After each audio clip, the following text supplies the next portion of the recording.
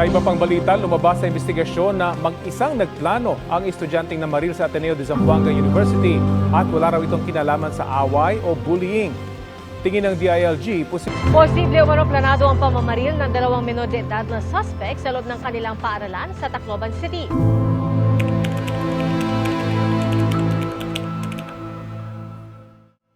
Schools are supposed to be places where students learn, build friendships, and feel safe. But when a shooting happens inside or near a school, it can leave an entire community shocked and afraid.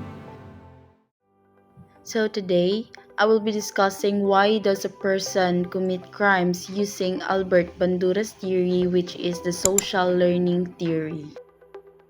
Albert Bandura's social learning theory explains that people can learn behaviors by observing and imitating others. Behavior can be influenced by the people around us, our environment, and the consequences we observe from other people's action. So how can this theory help us understand a shooting incident? A person may be exposed to violence through their family, peers, community, or even in social media. When violence is repeatedly seen as a way to gain power, solve conflicts, or to get revenge, an individual may begin to see aggression as an acceptable response.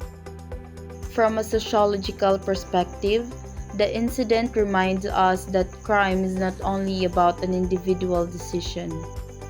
We should also look at the person's social environment, relationships, experience, role models, and exposure to violence. Understanding these factors can help communities identify ways to prevent violence before it happens. Bandura's social learning theory teaches us an important lesson that behavior can be learned, but positive behavior can also be learned.